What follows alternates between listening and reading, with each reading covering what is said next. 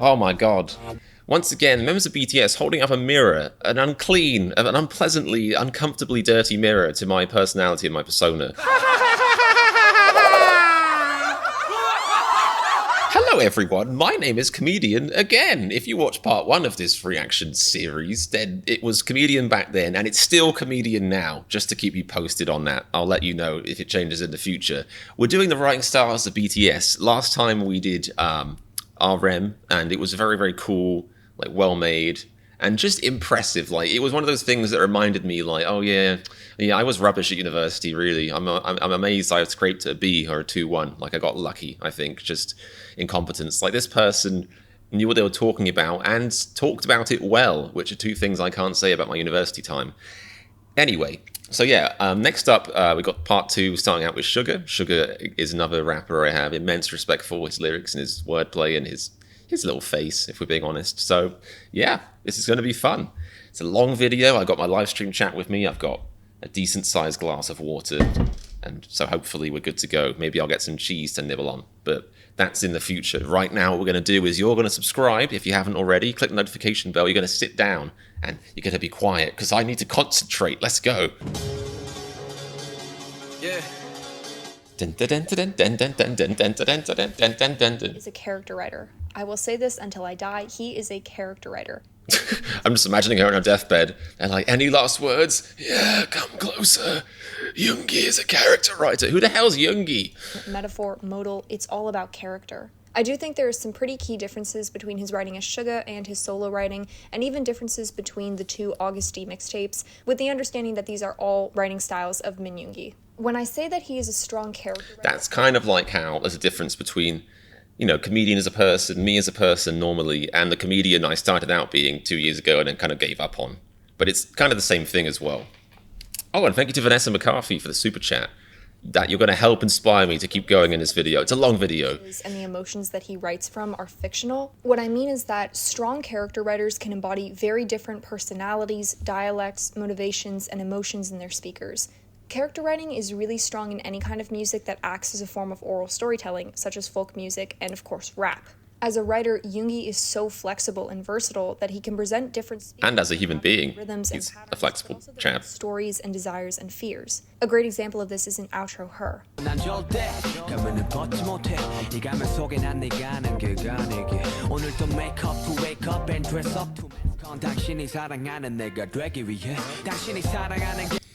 Wait. These lyrics are going over my head. They're too good. I can't take off the mask because I'm not the guy you know under the mask.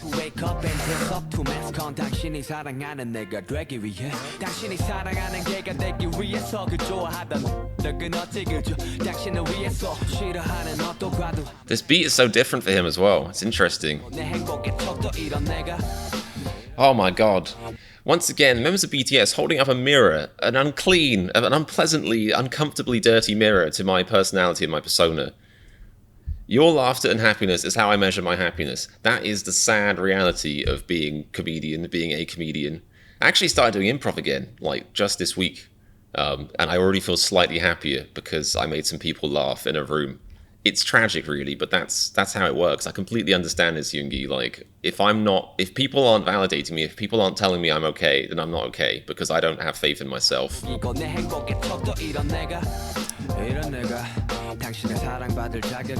Oh yeah, deserving of love thing.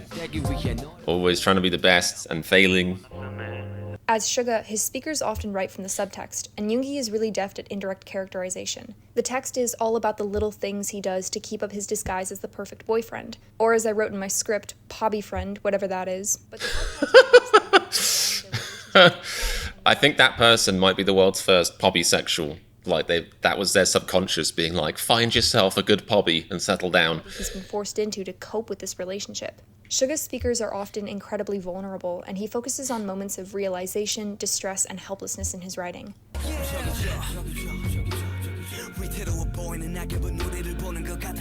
I like the autumn colors they've chosen for this, relevant.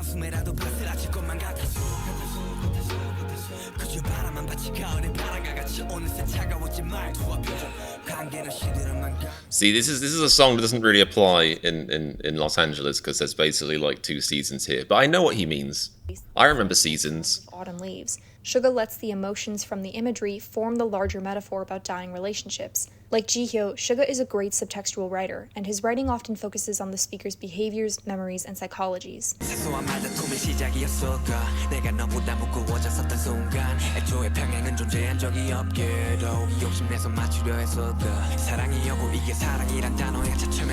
Now, this is interesting.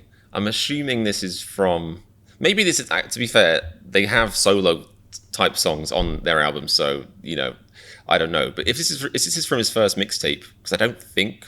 I'm pretty sure I've only seen, like, or heard a few tracks off his first mixtape, then it's very interesting, because RM, in the stuff I've seen of him, very much avoids doing direct songs about love. And if I'm wrong about that, so be it. Just from what I've seen, it's very much about his mental health, himself as a person. Like, this seems like such a direct kind of... But not a love song, because when you think of love song, you think of somebody being like, you and me spells you, me, hooray. But this is about love, but it's very, very deep and very introspective. It's interesting.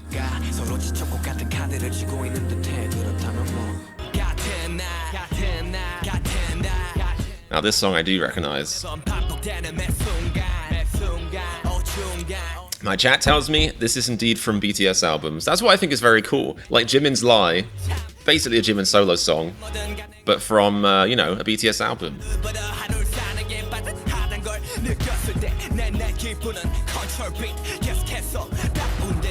Interesting.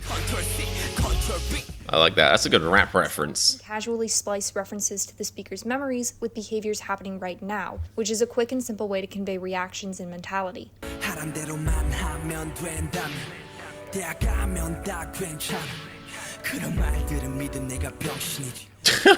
This is like everyone's realization, like year 2 of university. To a T.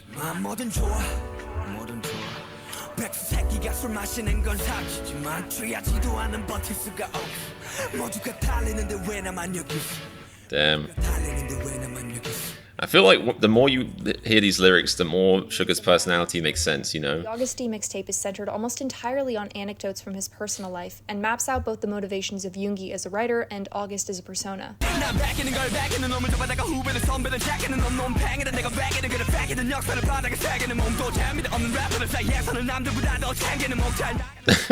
I feel like I don't know if it's quite deliberate, but it's almost like he's put himself he kind of has put himself in the humorless rapper category, and I think that maybe that's a reference to the fact that he's quite a dry person, you know, he's got quite a dry, cynical personality, which I really appreciate and relate to. I just love that he's put himself in that category. That's cool.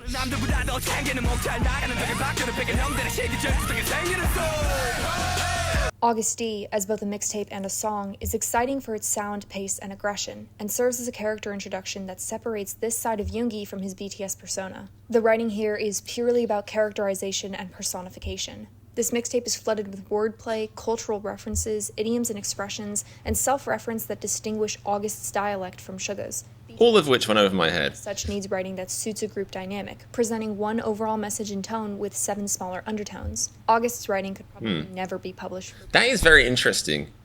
The idea that when they're presenting 7 messages in their songs. And I wonder if that's always strictly true because, you know, like, for example, obviously I know there's plenty of BTS songs where the writing credit might purely be just Suga, it might just be RM, it might be a few of them. So I wonder if they consciously try and be like, I want to fit, you know, Jimin's perspective in here, for example. It's an interesting point. One person and one person only. The aggression and explicit language, descriptions of violence, and a pretty blatant reference to oral sex are all props and set pieces for establishing a new persona.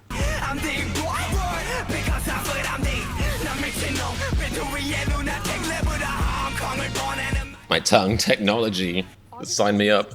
iTongue. Suga and makes multiple references to his career as an idol and his previous music.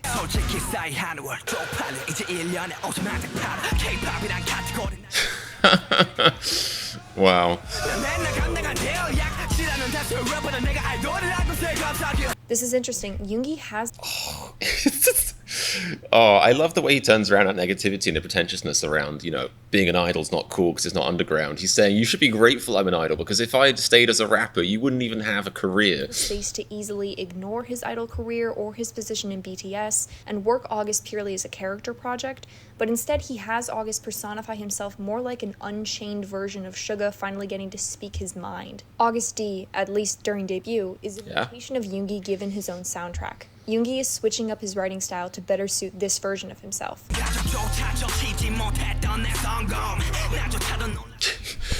See, I don't know what this means.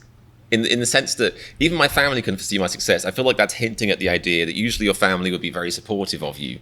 But it depends on your family, mate. Like, I'm trying to succeed despite my family's opinion of what I'm doing, That's where I'm at.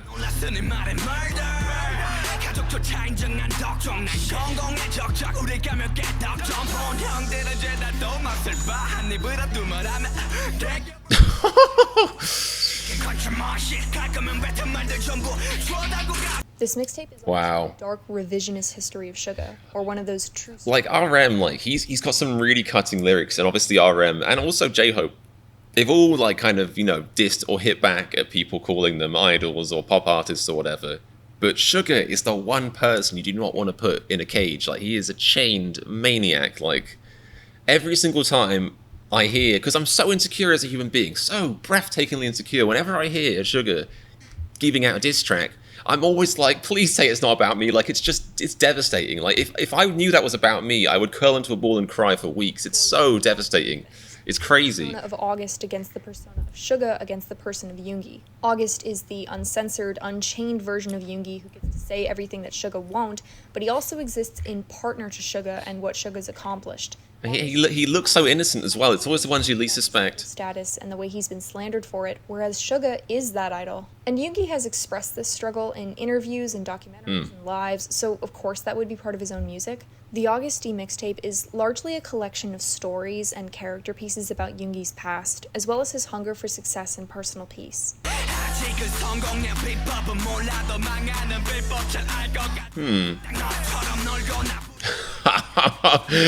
You had me in the first half, not gonna lie.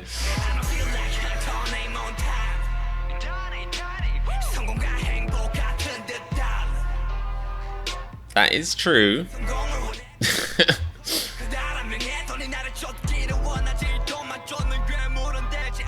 While his first mixtape centers around expressing his past and fully introducing this new persona, his second mixtape sees him... That's cool. I like that lyric. And that reminds me of something that Chance the Rapper said back when he didn't fall off hard. I want the money to chase me. I hope I don't become a monster chasing only the money. Chance the Rapper has a line in one of his acid rap songs, which is like, chasing all this money, hoping I don't get rich. All this medicine in me, hoping I don't get sick. I really like that. I really like those lines. I relate to both of those lines.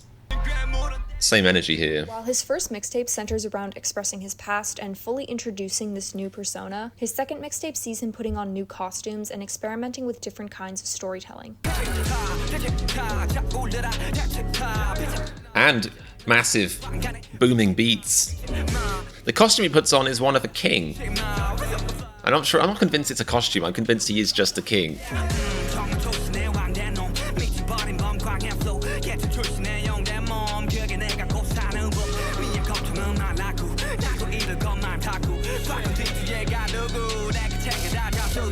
In Digita, he combines two forms of musical storytelling, rap and pansori. He's able to personify the August of Digita as a figure stepping out of ancient legend into the modern day. While the first mixtape is a profile on who August is, what side of Yoongi he represents, and what parts of Yoongi's life he's inspired from, the second mixtape is all about hindsight. This is one of the best music videos ever. It's it kind of reminds me of the Kendrick Lamar Humble music video because it's just so stylish and so cool.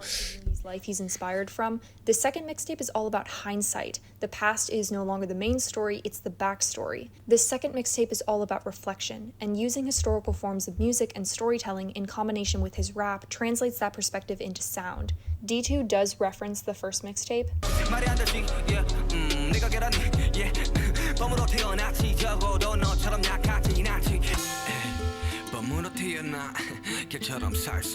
Nice. But characterizes this August as one with new psychoses and anxieties and fueled by new motivations.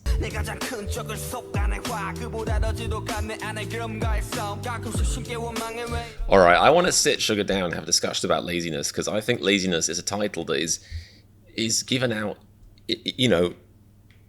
incorrectly, erroneously to lots of people. I used to think I was lazy, and there's a difference between laziness and a lack of motivation, the difference between laziness and, mental health issues. For example, as an ADHD person, you might hear that label being thrown at you, especially if you have, difficult parents. You might hear that label thrown at you a lot. You're lazy, you're lazy. But laziness is someone who doesn't want to do something and is very happy not doing that. If you're a person who can't find the energy to do something and feels very bad about that, you're not lazy. You probably need therapy, or, you might have you might be neurodivergent, you might have ADHD, you might have something else going on, you might be chronically depressed, you might have all of the above. And it's like, Sugar, mate, there's no way you're lazy. And I want you to stop the negative thinking and the negative self-projecting by calling yourself lazy. No one who's lazy makes music like this or art like this. It doesn't happen. Where music is a lifeblood and an unquestionable necessity for the first August, it's a birthright for this August who wonders if he even really loves it anymore. D2 is a lot more interrogative. The first mixtape is a collection of statements, but D2 poses questions.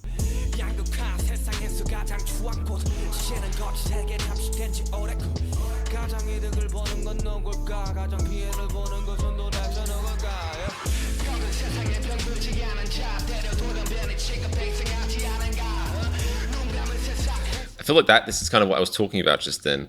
The person who isn't sick in the world that is sick gets treated as a mutant. Like, if you don't fit into society's very narrow definition of a human being, like if you are slightly neurodivergent, if you can't work 10 hours a day and embrace it and love it, if you can't take capitalism as your one true God and savior, you're treated like a freak, when you might actually be more human than the people who think working 14 hours a day is normal. A lot of that surety and certainty in the first mixtape is replaced with contemplation and rejection.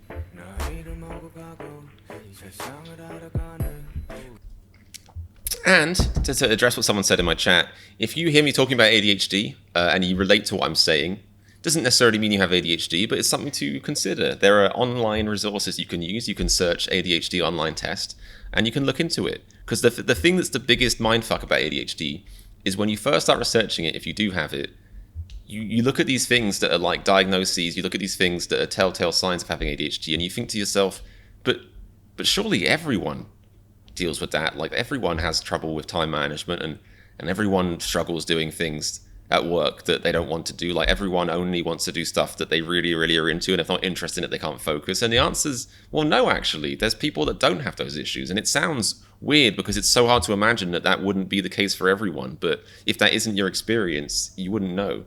And that's the biggest thing to get over when you understand ADHD, is the realization that actually, like, the way you act isn't necessarily normal, or it's not the thing that everyone else does. That there is, I don't know. I still can't get over that sometimes. So, yeah, if you ever find yourself relating to what I'm saying about ADHD, at the very least, you can look into it. Or, there's other things that can cause ADHD-like symptoms. Anxiety and ADHD are often like hand in hand. Depression as well. It doesn't necessarily mean you have ADHD, but it's good to be mindful of, at least so you can practice self-love.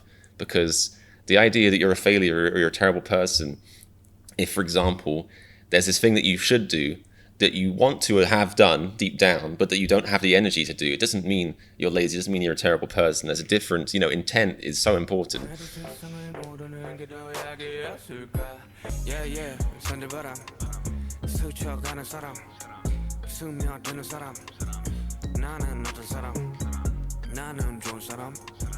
See, I think only a good person asks that question, because there's not really any good people out there who go around loudly saying, I'm a good person. They're usually the worst people. Loves it. Very quick review. First person uses I, second person uses you. In this case, third person uses he. And then from there we have limited, where the speaker is limited to what he can see. You're welcome, Zaina.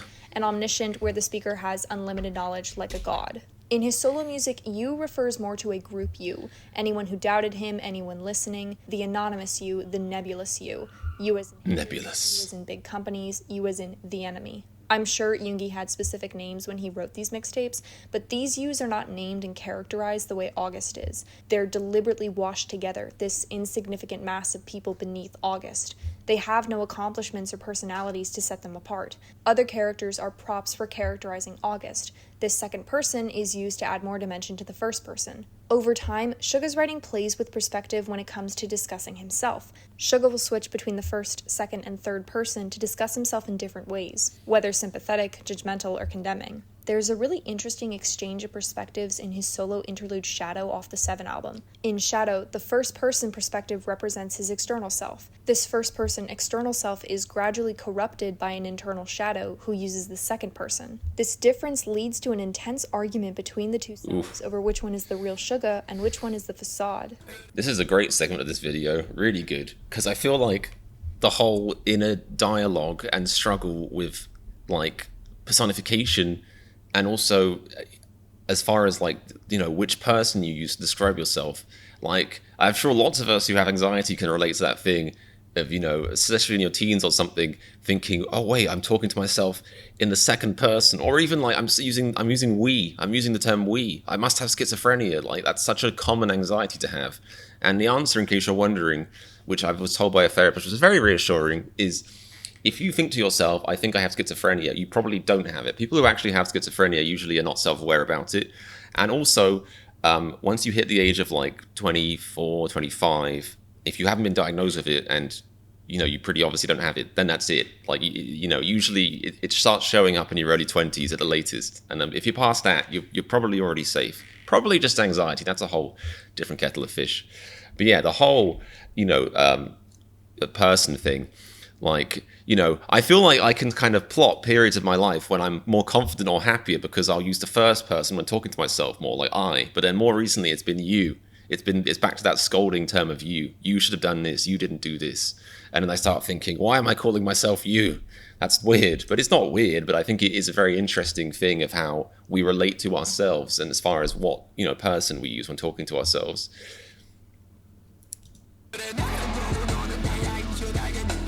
Yeah, I feel you on that one, Gray. Respect.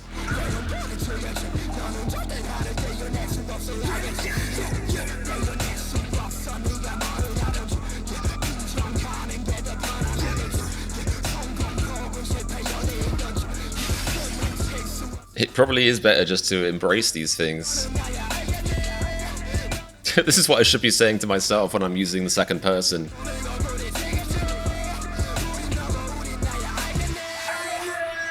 That's great. There's this implied third perspective where the audience gets separated from the speaker and gets to watch the debate happen without interference, but it's really not stated in the lyrics. Suga is using different perspectives to personify the narrator's internal conflict and illustrate a psychological concept through character play and point of view. Yoongi's writing draws out the psychologies of each speaker and uses them as scales to reflect larger themes. His writing is scathing, hilarious, and deeply empathetic, which goes to show why so many fans love his style and his voice. And his face as well. Nice. J-Hope has been involved in the creation of every BTS album. He's one of BTS's primary songwriters and composers. He's been publishing... And the most stylish. I mean, let's just pause this for a second, but look at this jumper. Like, he looks magnificent in this jumper. ...and composers. He's been publishing music since before debut, and he's written in Korean, English, and Japanese.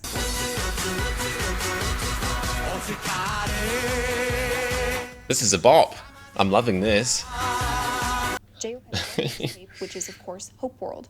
He actually doesn't write alone, like, ever. He almost always has a co-writer, and it's usually the other members of the rap line. In fact, the one song of his that I found that didn't have a co-writer, he took the opportunity to absolutely bash on pigeons.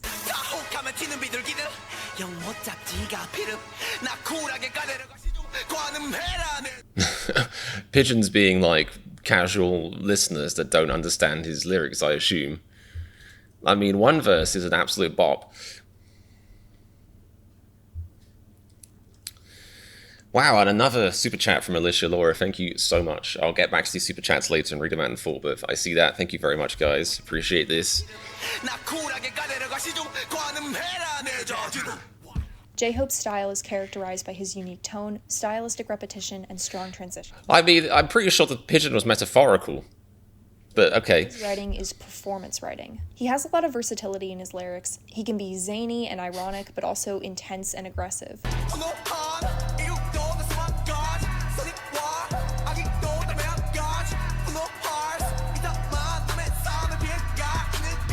I love that sentiment. I think his writing lives on. It's so true. Yeah, everyone's angry, but when you project that anger onto someone else is when you become a dick, and it's inconsiderate. Recognized in contrast to the other members of the rap line. J-Hope's stanzas tend to be a bit more bug-eyed and borderline unhinged. I mean, yeah, Suga can absolutely unhinge his jaw and go for the jugular, but J-Hope comes onto a track like he's from another world. His flow incorporates a lot of theatricality. Seriously, when I heard this cipher, I said his flowiness is so cool. It's just so over the top. I like it. See, I think somebody mentioned this section of the video in my last one, and they cited her calling him bug-eyed as an insult, but I don't think that's an insult. I think, because I feel that way about myself. I feel like I'm completely wacky and out there. That's not a bad thing. It just makes him unique. He is really it's very loopy uniqueness, but it also shows self-confidence. You have to really be confident in yourself to be like, I'm going to do the most crazy thing I can think of. I'm going to go for the most wild flow I can think of. That takes confidence and skill. Suga can absolutely unhinge his jaw and go for the jugular, but J-Hope comes onto a track like he's from another world. See, that to me, that's a compliment. This bit of the track is so good.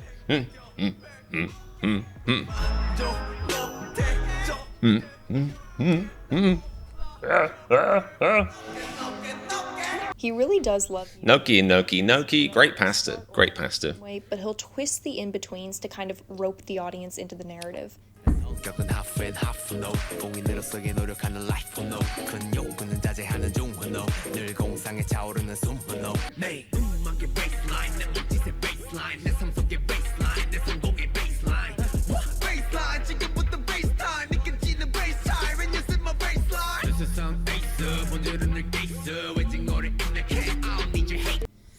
I so relate to his lyrics.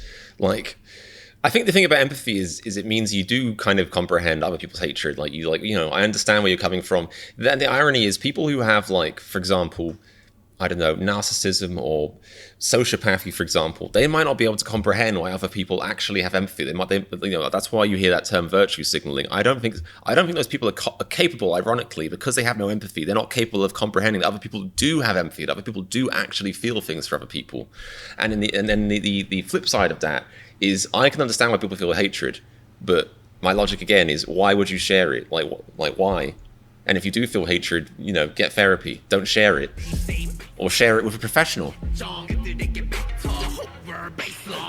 J-Hope's poetry is really catchy. He doesn't write sound for some big illustrious meaning, he's writing it because it sounds good. The repetition creates strong hooks in every line. The variation in consonants but the repeated vowels give shape and definition to the rhythm and ride of the verses.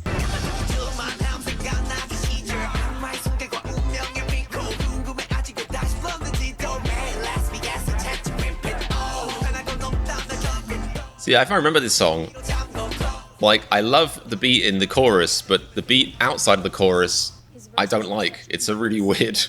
You want to listen to the whole thing to hear these transitions between the pared down, dancey, almost comedic singing, to the suddenly choppy two-syllable bite, and finally that resigned long O and the almost sighs in each couplet. J-Hope's songs are always so fun to listen to because the punchy syllables and constant change-ups are unpredictable, yet somehow just right.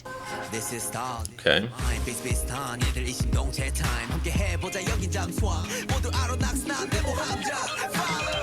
Where Namjoon and Yoongi write long, fast, punching blocks of text followed by sudden sections of cooldown, Hosuk prefers transitions in his writing, and he likes to tweak the syllables in each verse as he leaves one type of performance and moves into another.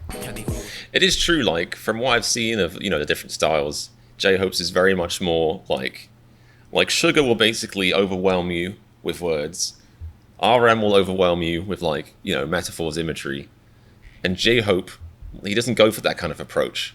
He kind of, it's not simplicity, but he kind of there's repetition, for example, the songs they were just playing, he likes using the same sound over and over again.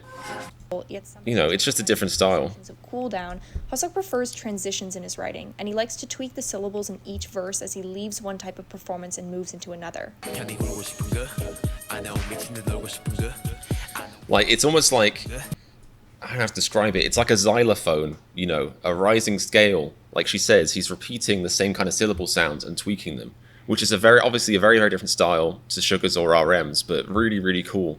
Like, it's still very, very much, you know, very, very intelligent playing with language.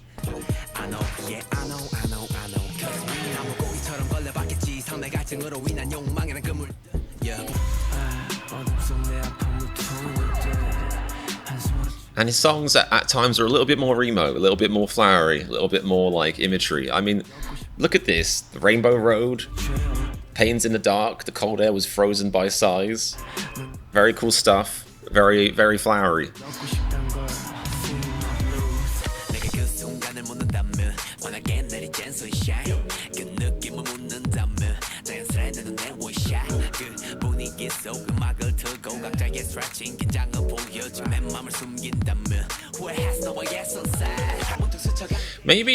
Maybe really what the debate between, or this controversy between, like, the difference between Sugar, RM, and J-Hope's music is maybe just more that, like, Sugar and RM's styles are a little bit more similar. J-Hope's is a little bit more kind of different. But that doesn't mean they can't complement each other, and it doesn't mean that one is worse than the other, you know? I just think he's got slightly less in common with them as far as, like, the way he raps. But it's good. You know, variety's the spice of life. They're all pretty different. I can just see why people might categorize RM and J-Hope, RM and Sugar in the same kind of sphere. With the audience, casually remarking that his life must have been regret after regret until his death with this big smile in his voice. Where RM and Suga have dry wit and dark humor, J-Hope is straight fucking funny.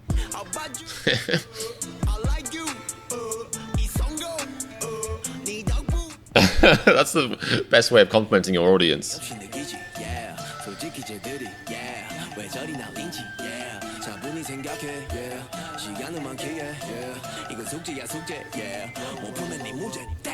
In the same way that comedy has setups and punchlines, Hoseok's writing has plans and payoffs. The use of sound effects, interjections, imitations, and casual dialogue in his writing provide an extremely entertaining and occasionally scathing tone.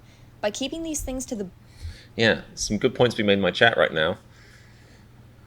Fleshly Fly says the rap is based on the rhythm of his dance. Yara says his style is more dancey. Zaina says, talking about Blue Side, but it's so true. Like, I feel like J-Hope delivers as much of the meaning in his lyrics through his delivery and flow, you know? Bone and using these theatrical details in his narratives, J-Hope's writing demonstrates its own version of micro and macro. And it creates sensation without having to get flowery.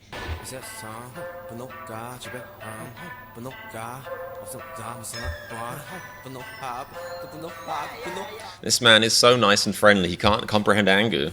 In his solo music, I would That's a say compliment. he's somewhat less message-driven than the other members and is more interested in creating sounds that he wants to listen to.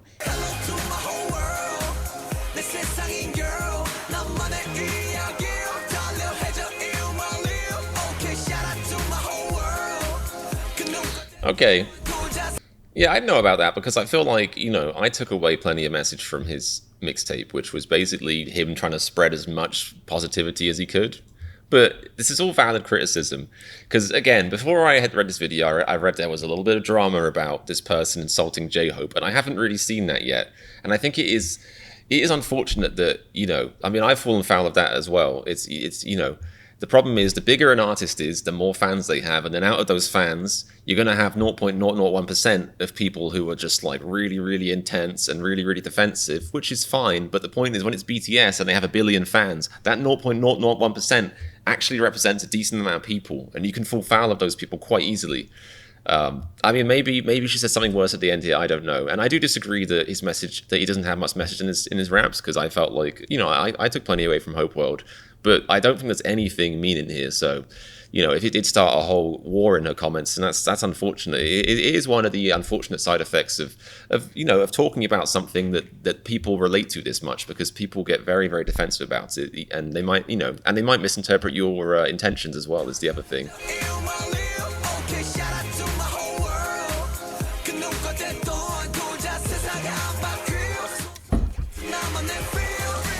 In this case, the message is servicing the sound, not the other way around. His lyrics feature themes like dancing, self-respect, self-acceptance, and friendship. His style is focused on the spectacle of sound at the end of the day. Basically, when you put them together... I mean, for me, the theme of this song and the Hope World mixtape, like Hope World for me is his characterization of this like blissful kind of like optimist universe he's built for himself. And I think he said before that, you know, this wasn't something he was born with. He had to kind of like work and strive for and kind of earn this optimistic mindset. And I think the Hope World is exactly that. It's the optimism. So I feel like there is a message there, but you know, again, this is like her opinion and I don't see anything offensive about it. Sound at the end of the day. Basically, when you put them together, RM is James, Suga is Jesse, and J-Hope is Meowth.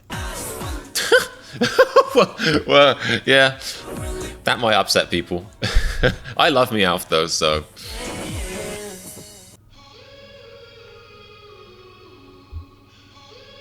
Okay, now for Jin. Right now, Jin hasn't written any songs by himself. He is, however, a co-writer on most of his solo songs and a few group tracks. He co-writes mostly with Slow Rabbit and RM. Jin's lyrics are clean and honest. He really fits the standard for emotional pop, where the priority is catchy hooks and uncomplicated but vulnerable lyrics. Okay, now this bit is going to be very interesting to me because, you know, as far as their individual writing styles, I'm mostly aware of RM, you know, like, I'll see a song and I'll be like, oh, RM wrote this, oh, Suga wrote this. You know, I haven't really paid attention or been aware of when a song has been written by one of the non-rap lines, so this bit is going to be interesting. Writer on most of his solo songs and a few group tracks. He co-writes mostly with Slow Rabbit and RM. Jin's lyrics are clean and honest. He really fits the standard for emotional pop, where the priority is catchy hooks and uncomplicated but vulnerable lyrics. His earlier works in songs like Awake and Tonight show honest, simple lines that stack together sweetly. His earlier imagery is mostly one-liners or two-liners, and the overall song stays in one emotional tone.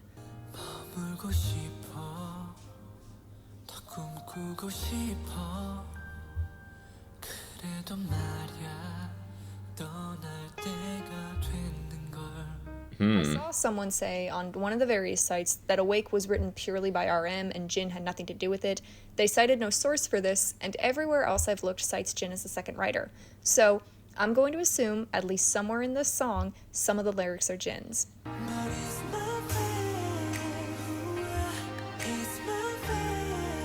I could see this big Jin's. It doesn't sound like RM to me.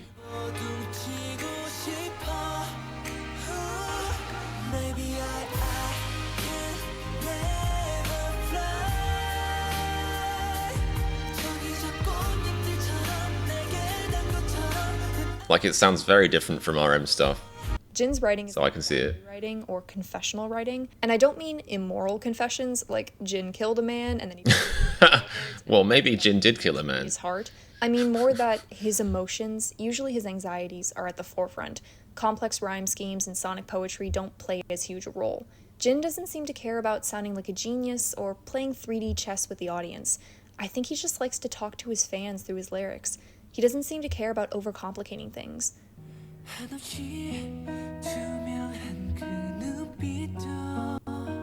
Yeah, I mean, these are very direct lyrics.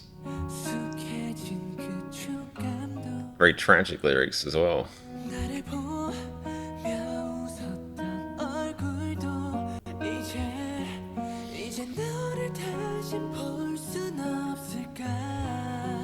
His more recent work shows a jump in style and tone. Songs like Moon and Abyss are incredibly descriptive, with allusions and imagery that span multiple verses. Jin shows an understanding of emotional subtext and an appreciation for extended metaphors, particularly ones that involve nature as a vessel for pain or longing.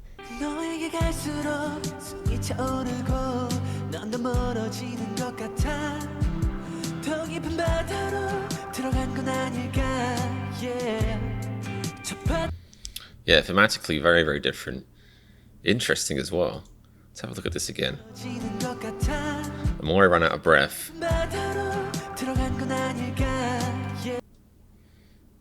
Maybe you're walking into a deeper ocean, just like me in the ocean.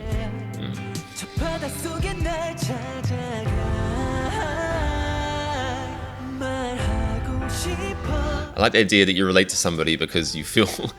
And that's so true. I think it's actually quite true. I think often, you know, I'm interpreting it this way. I feel like we relate to people more when we kind of have shared negative experiences. You know what I mean? I mean, my rabbits would agree. The way to make rabbits be friends is called trauma bonding. You bond them through trauma. An extreme example, but I feel like this whole thing of you being in a deeper ocean and just like me in the ocean, it's like, hey, we're in the same boat here. As in, we're not in a boat, we're in the ocean. See what I did there? That's an ocean pun. Jin's songs do have some gapping. There are lines that will die out early or kind of like misjudge the length of the measure and then taper off with a random yeah or ooh. Momo has this same issue in Twice, where the line is going along normally, the syllables are all there, and then it kind of just goes quiet or has like an oh yeah at the end where there's clearly supposed to be more lyrics. When you look at the chorus of Abyss, which is written by RM, you can see really strong form, and based on what Jin has said about this song, he seems to prioritize emotional content, speaking his vulnerabilities and anxieties in honest and poetic ways. That definitely sounds like style to me. Eking and overstuffing are signs of growing pains, and like how RM's overstuffing became less present over time, I'm sure we're going to see the same with Jin's gapping. Curious. I mean, this whole overstuffing thing is just like beyond me. I mean, like, the second I heard that term, I'm like, oh, I'm impressed. This person knows music theory, as in they know music and theory, what the words mean. I've got no clue. But couldn't also overstuffing and understuffing be deliberately used, you know, as a device, as a stylistic device? I mean, it's all evocative. Over time, I'm sure we're going to see the same with Jin's gapping.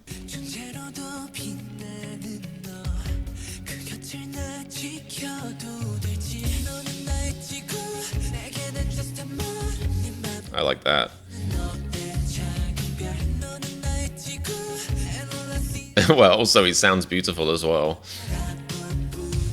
I think the partnership with RM and Slow Rabbit has helped give these songs their catchy form.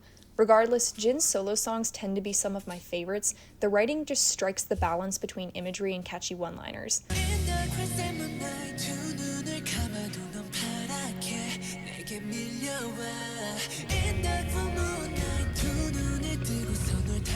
Wow. That's a real man. Like, this is next level consent. He's like, would it be okay to even look at you, milady?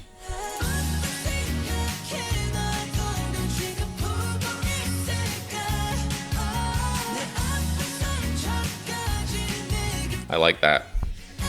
That's such a huge thing, isn't it? The very first part of a relationship that grows is eye contact, looking at each other, try not to stare too much. You know, are they looking at me? Am I looking at them? I like the way he's conveyed that. Jin's been very open about being inspired by real life, such as Abyss, which he wrote because he felt he wasn't showing his fans the struggles he was going through, or Tonight, which he wrote in memory of his pets. I feel that Jin's lyrics are often written with vocal expression in mind. There are lines that make me think he knew exactly what kind of singing he wanted, so he chose words that would let him do that.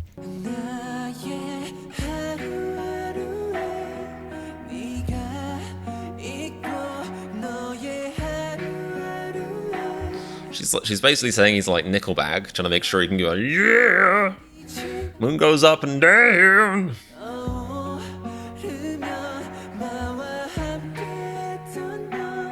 Plenty of syllables and vowels. His solos are ones I always look forward to because they bring out the depth and simplicity, and Jin's writing is flooded with gorgeous allusions to nature, particularly the moon and the ocean. True. Oh, this is a banger of a song.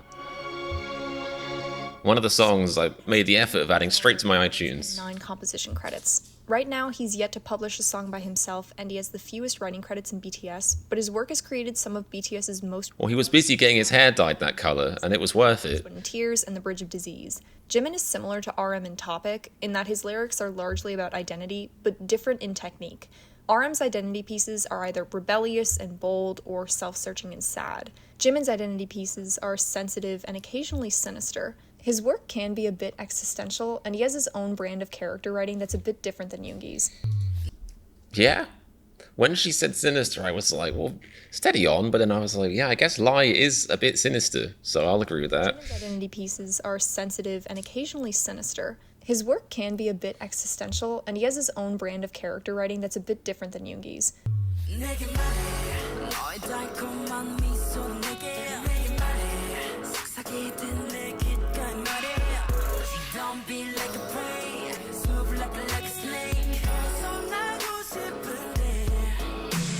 This is Definitely a little bit sinister. BTS solo. Snakes are sinister. I mean, K-pop song. the S. Like all the solos off the Wings album, this song is meant to be a part of the larger Damien inspiration, since Wings is a concept album, but the lyrics still ring very raw and personal. While several people are given credits for the writing, Jimin has spoken a lot about his personal drafting for this song, and RM gives him the majority of credit for the lyrics. 되었으면 좋겠습니다. 그리고 라이입니다. 많은 분들이 사랑해주신 라이, 지민이의 노래죠. 최근에 이 곡에 대해서 지민이랑 얘기를 좀 잠깐 했었어요. 그래서 근데 이 가사를 지민이가 썼다는 걸 제가 몰랐어요. 근데 지민이가 사실 그 전에 제대로 작사 작곡을 해본 적이 없었거든요. 시도는 많이 했었어요. 저랑도 같이 해보고. 근데 그래서 이 가사를 다 지민이가 썼는데 저는 지민이가 That's like a neg. 그냥 이렇게 그때를 생각하면서 힘들게 써갔는데 피독 형이 듣자마자 정말 너무 잘 썼다고, 이 노래와 너무 잘 맞는 가사라고, 대박이었다고. Yeah, I mean it's one of my favorite BTS songs. 지금 들어봐도 사실 이 가사가 아니면은 그 노래가 어떻게 될까 상상이 될 정도로 너무 저는 가사를 I mean the beat is great, 어려운 말 but the singing really tops it off, you know. Lie is very precious to a lot of people. It has deeply personal and dark lyrics, and it sort of violently externalizes mental struggles.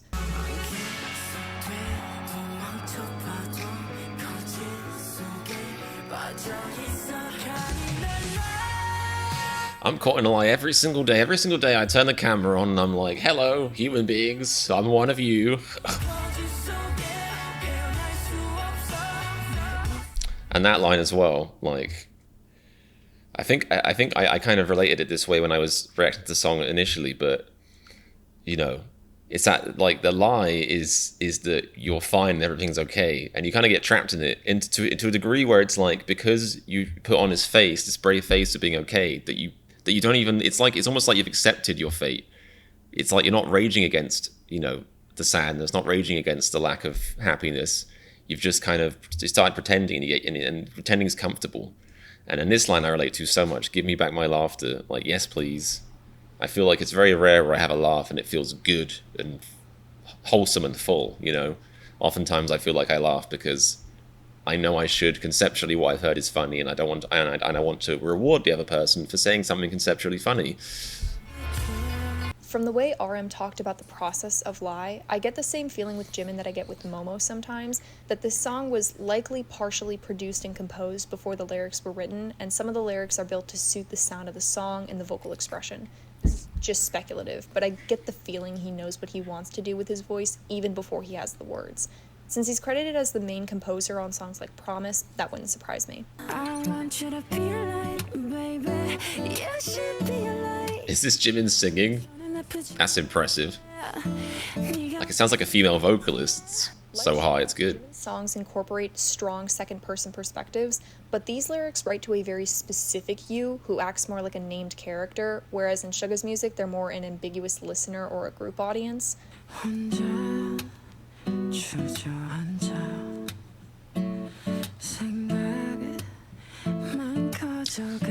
I also relate to this. My posture is terrible.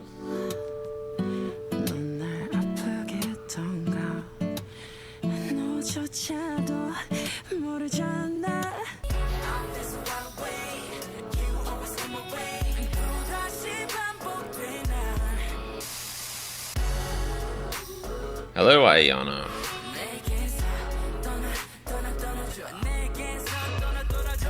I like Love that repetition. with the you character, since many of his songs put the speaker in question. He writes a lot of not necessarily unreliable narrators, but narrators who are aware they're lying to themselves, and sometimes we're supposed to question who's the real speaker. When he uses you in a song, you can start out seemingly like a completely different character, but soon reveal yourself to actually be another persona of the speaker or a dangerous mentality of the speaker. Jimin's speaker becomes I always forget that. through the manipulation of perspective, very Jekyll and Hyde. Jimin does have some sonic poetry as well. I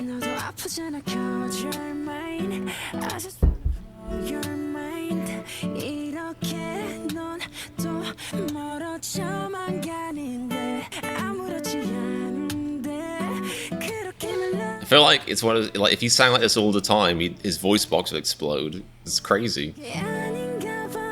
This stanza has a lot It's like honey. verse construction It's like between singing and finest organic honey. de, which establishes a pattern. But then the pattern and repetition are interrupted by this line at the end, which admits it's all a lie, it's not what he really feels. This line doesn't rhyme with the stanza or fit the patterns and rhythms of the previous lines.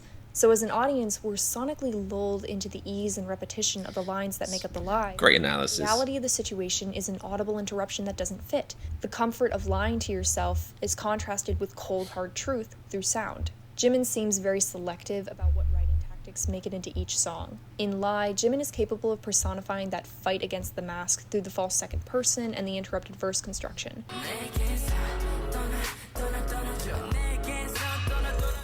In songs like Promise and Friends, he uses more imagery and conversational dialogue. I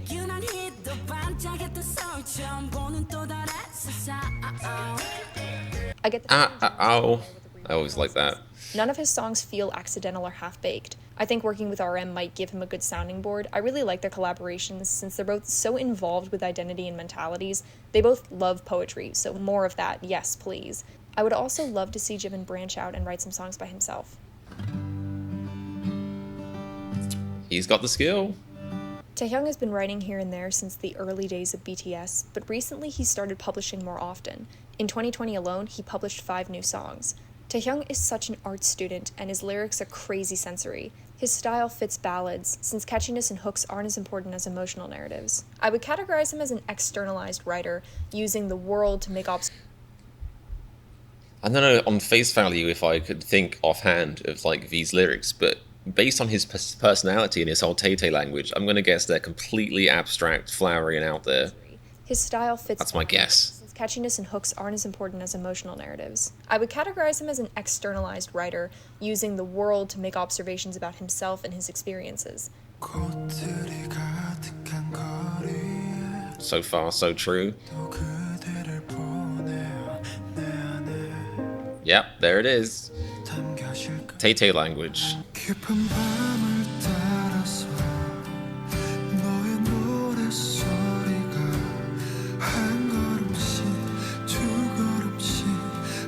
This is like romanticism almost, you know. Very flowery.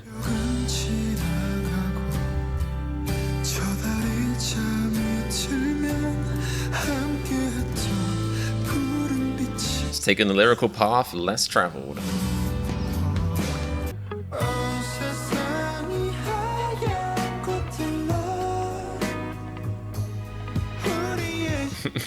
I like the ego-ness there.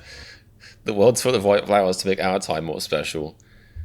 See, immediately that makes me think of that feeling you get, first love, when the world is perfect and happiness resounds from your body. And everything seems designed just for you, you know, because the world, rather than being this miserable, bleak place that can cause anxiety, it's suddenly like everything makes sense and everything's nice today, and oh, that flower is there for me and for our love. It's a very evocative line.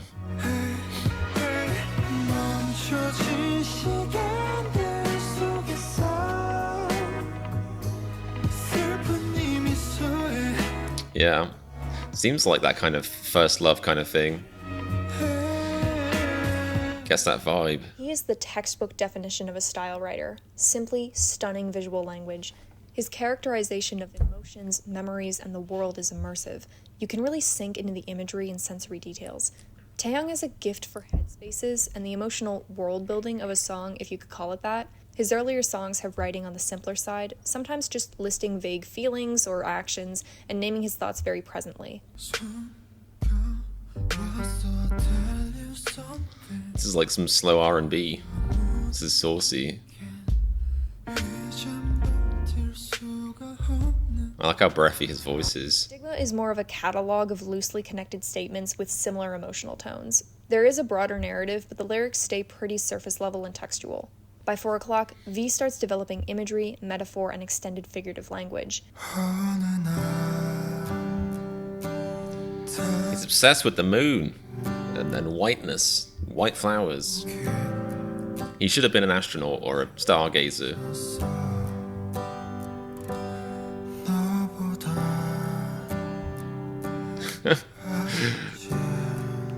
It's like placating someone who's tricky. I lit a small candle, which was not as beautiful as you, to be clear. Taehyung talks about writing from real life. His own experiences and feelings are the groundwork for most of his language. He writes very specific moments.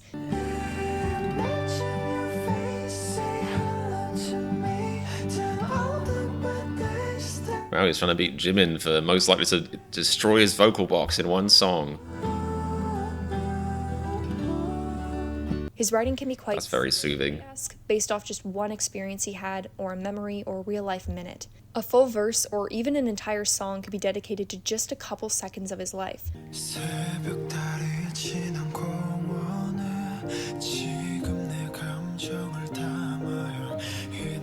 I relate to that, because I feel like my life is a series of not much emotion and then a lot of emotion at once. So I would kind of write about moments. I also don't go outside very often, so it's like not much to pick from. Maybe he's the same way. Was this like an accompanying soundtrack to Rio? I think that's supposed to be a compliment. You look like a blue parrot. I think Taehyung that's a compliment. potentially go the slightly indie route in the future. He writes lines that stress obscure details for emotional impact, use nature as an allegory for human states of mind, and aren't necessarily logical, but each word is chosen to bring out a specific feeling or picture.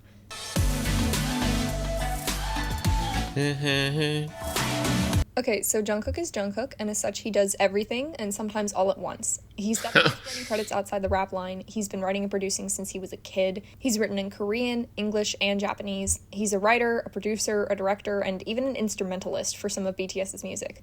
Jungkook, like Suga, is someone you could argue is a character writer, but I hesitate to plant my foot on that. Suga is almost purely about the self of a character. I think it's more accurate to say Jungkook is a relationship writer. His strongest pieces are between a speaker and another person. Like, not just me, but you and me.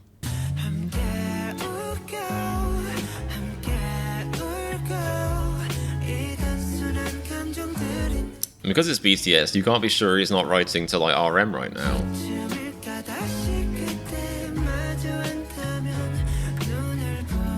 Like, he's emerged from the studio and he's like, RM, I missed you.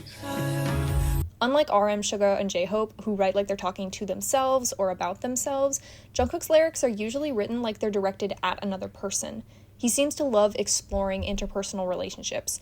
Where the rap line is very introspective and writes as if they're trying to reach their true inner selves, Jungkook writes very externally. His lyrics describe emotions created between two people through their relationship.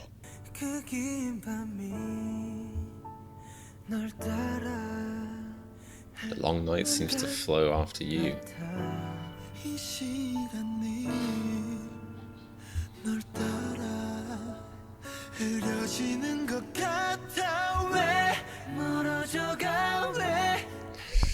Kind of very beautifully describes the extreme effects of time dilation that love couldn't invoke. It doesn't have to be romantic love, but, you know, love, friendship, communion, like... if you want proof of this, then try, or don't try, because it's horrible, but a long-distance relationship. Never will the effects of time dilation, and time as relativity be more clear than when in a long-distance relationship. Because, you know, it can make a month feel like about 10 to 15 years, and it can make one day feel like 2 seconds. Just both extremes. Tell me why 멀어져가 why 네 눈에 떠 있어 내가 보이지 않니 Jungkook writes these very desperate emotional moments where the speaker is trying to reach someone who can't hear them, whether because they can't process his pain or they can't process their own pain. The speaker describes the world in shades of his own emotions: time, night, and you. This relationship between these two people is the landscape of the world. As the love interest disappears, time and nature are warped by that absence, causing the speaker to question what he's seeing. This is some very romantic writing.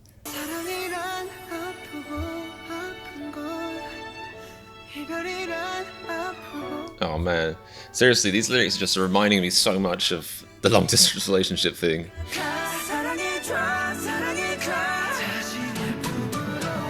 Oh, Love It's is like Not tricky Over is what I to would call hear. a powerless narrative, also known as an imperfect narrative. This is a narrative where the speaker or protagonist or hero is not in control of the narrative and is instead helpless to do anything but respond with emotions. In Love is Not Over, the speaker is powerless to stop the heartbreak and the separation between the two characters. We've actually talked about powerless narratives before on this channel, back when I talked about TXT's Eternally, and a lot of you were really into that. And again, the hopelessness thing, long distance thing. Yeah, like when you know, long distance relationship, and let's say you get to see each other for 2 weeks. For the first, week, you could be in this blissful state. Time travels very quickly, but it's also magnificent. It's like being in a fugue state, a dreamy, blissful state. But then once you hit the last few days before you have to say goodbye, it's like a car crash you can see coming and cannot avoid, and it's the most painful and bizarre experience. Discussion. If anyone wants a video These on lyrics. powerless narratives in K-pop, let me know. When a gifted writer works I don't know if I can handle that, but maybe. the speaker to fully externalize all emotions. By stripping any element of choice or power from the situation, the character is left with only emotional reaction. Love is not over, over, over.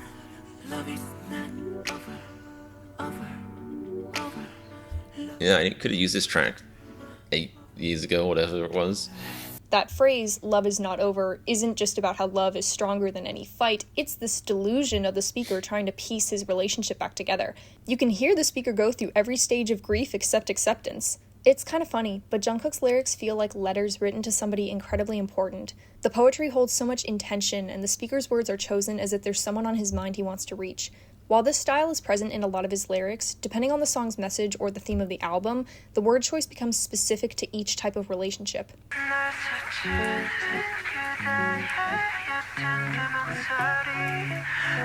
I like that. A voice brushing past you. It's very evocative.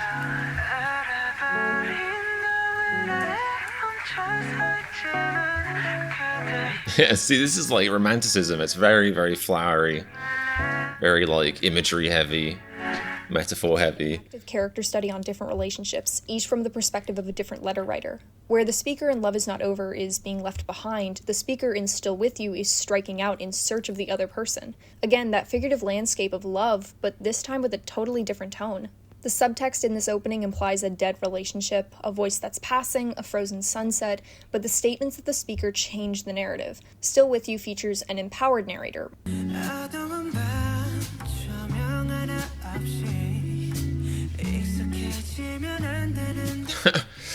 Now this really sums up the introvert's mantra, or the thing of being I shouldn't take comfort in being at home in my apartment, in my house, because it's not good for me mentally, but I still seek it out.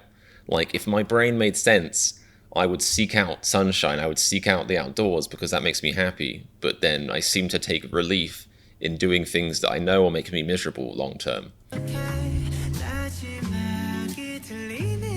And the air conditioner gets a mention. I mean, I relate to that because when I'm filming, the AC comes on, and I've embraced it at this point because there's nothing worse than being overheated when you're filming. Jungkook employs a lot of subtext in his lyrics, obsessively describing the small, annoying details in his room, the lack of lights, the hum of the air conditioner. The audience can start to see kind of how far gone he is when he admits that sitting in pitch darkness is familiar to him at this point. Okay, how do I say this delicately? Still With You is intimately aware of mental fuckery. With very few words, Jungkook tells us that the speaker is at his tipping point. This verse reminds me of when you've had an extremely awful day and everything has gone wrong, and you get home and you drop a glass or something, and it's the broken glass that sends you into tears. If I don't even have this, I'm just going to completely break down. So he's saying the AC is like a constant hum, and if he loses that hum, he's going to lose his mind.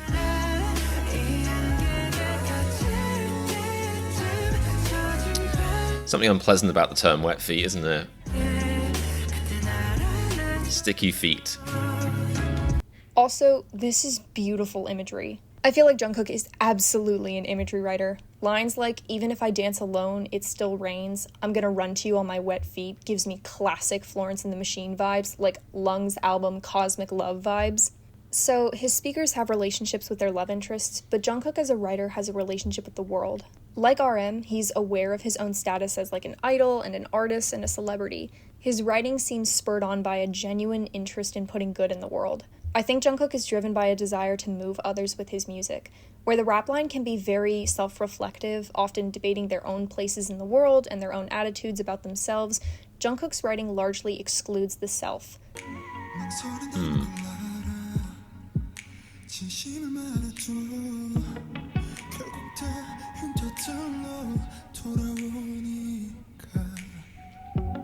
That's beautiful, isn't it?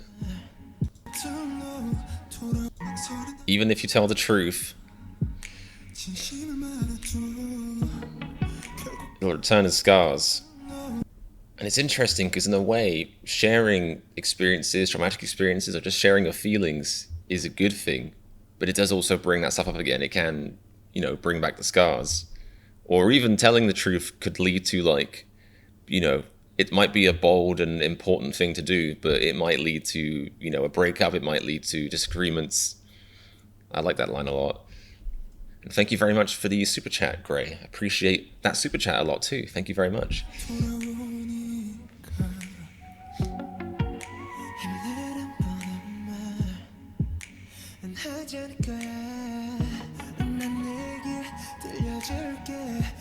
I also love that sentiment.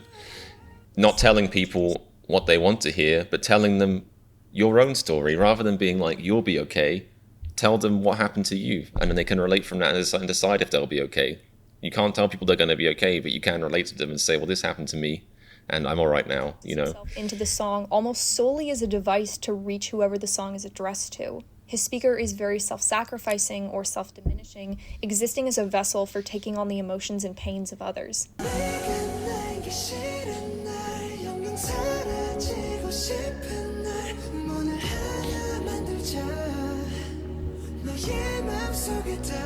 It's basically just being a musical therapist, but like a therapist that really cares, because there are therapists that are professional but don't really care. But this guy cares.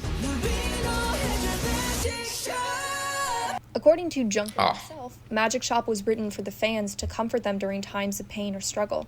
Even in this abstract sense, like artist to fan base, his writing is still about the other person. A noticeable break from this would definitely be My Time, which is very much all about him, but for the most part, his lyrics explore the space between a relationship and the wonder of another person. He also seems drawn to collaborations that focus on these themes.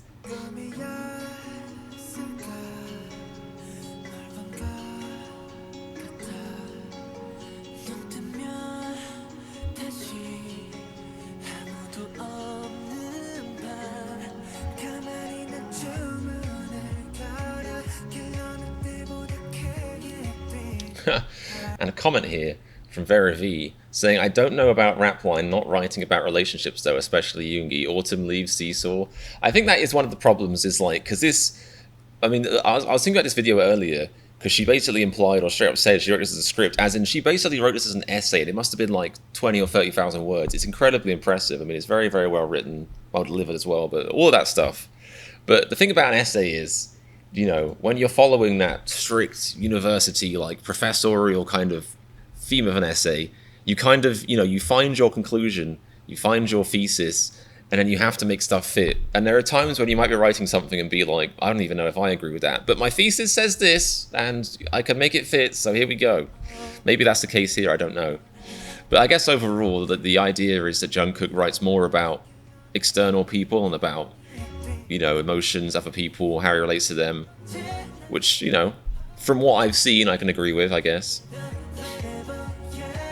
Jungkook loves a good heartbreak song, but also a good recovery song. His songs are in constant sensation about people, and his speakers take on love for another person as a means of defining himself.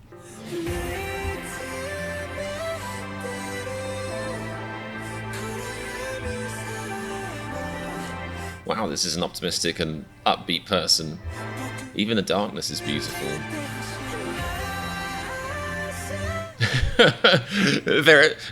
Veering slightly into creep territory. That could backfire and might make them go away immediately. He uses devices that eliminate the speaker, but in doing so, say a lot about how the speaker views himself. I think music is a really good place to explore darker mentalities. Jungkook is a writer who can dip his mind into these self-eliminating places, but also places of comfort and healing. It just shows how versatile he is as a writer. Now that he's writing more and more by himself, I'm really excited to see what dynamics he'll write next. And that, for now, is that. This is a very long video, sorry about that, and I know it doesn't cover every single impressive. song and every single important lyric for each writer, but I do hope that it gave you a chance to enjoy some of the rhetorical devices and narrative tools at play in BTS's lyrics. Every member brings something different. Definitely given me even more respect for their songwriting abilities. And more importantly, I guess I'm just more thinking about the rap line there. I really had no idea about their individual writing stuff because, as I said, you don't tend to see who wrote what when it's outside of the rap line unless you're looking for it, you know what I mean? So it's been really cool to see the non-rap lines contributions. Skills and visuals, but also in terms of stories, emotional complexity, and personal connection to writing as an art form. From identity-based micro to macro writing with RM and Suga, to humor and sound exploration with J-Hope, emotional connections to nature with Jin and V, personal inquisition with Jimin, and interpersonal writing with Jungkook. I don't think it's any surprise that BTS has accumulated a massive audience of teens and young adults going through their own comings of age, people who find understanding in the members' lyrics. Please let me know down below who has your favorite writing style. I also think the reason BTS has appeal beyond just those age groups is the fact that this stuff never stops being relatable. You know, I don't want to be a bearer of bad news, and I can't even speak for people a lot older than me, but I feel like instinctively I can. But you don't stop having these existential crises just because you hit 35 and you're like, okay, phew, I'm good now. No more depression. No more wondering about my place in life. That's not how it works. Like, their music, you know, I think anyone can relate to this. Or if there are any lyrics that struck a chord with you. Thank you so much for watching. Keep enjoying writing, and I'll see you guys next time. I mean, I like writing, but I could never write an hour-long video. Hats off. I feel exhausted just talking about your hour-long video, which is a little bit shameful. I think that was excellent. Really, really excellent. I mean, this person presumably is doing some kind of English or music history degree at university, almost certainly getting A+ and A stars. Great job. Great job. And yeah, I mean, unless I missed something, I don't really see the whole apparent controversy about her, you know, not respecting J-Hope. I mean, the reality is, you know, maybe you could be like, oh, well, she loves Suga the most because she wrote the longest category about him. Maybe she does. That's fine. It's not like, you know, I didn't hear her say anything derogatory about J-Hope. And I don't think her saying that his style is wacky is a diss. I think that's a compliment. I hope it is, because I think I'm wacky. And I hope that's a good thing. It's good to be unique and out there. I like the fact that he brings something different to the table. I mean, it's an hour long. You can't talk about everyone for everything, and you're also going to be more drawn towards the things you relate to more. I'd say from this video that she relates to RM and Suga the most. And that's fine. You know, makes sense. Oh, also Jungkook, you know. But anyway, I thought that was a really, really excellent video. Thank you guys for sharing that with me and watching it with me. And if Mara happens to watch this ever, then, you know, massive props. Like, I'd never have the professionalism or skill to write an hour-long video script, let alone perform it. So, you know, my hat's off to you. That was really excellent. You know, good luck with your postgraduate degree, which you're almost certainly doing, because that was crazy. Yeah, and thank you very much to anyone who watched that. And if you enjoyed the reaction, well, make sure you watch the original video, links in the description, but also make sure you subscribe to my channel and Mara's channel, but, you know, mine as well while we're here. I've got Patreon as well, where you can support my channel and you can check out some Run BTS and Bon Voyage reactions. I've got a Discord community in the description. I've got live streams every week, so make sure you subscribe and have the notification bell turned on so you can see when those are. I also post community posts telling you when my lives are. I've got Subscriber Saturdays, which is where you can submit videos or suggest reactions. There's lots of stuff. There's loads of fun to be had, so stick around. Thank you so much for being here. And remember, if you like this reaction to the Writing Styles of BTS, click the subscribe button. Be my guest. Be my guest. Put my reactions to the test. I'll stop there before it gets worse. Thank you.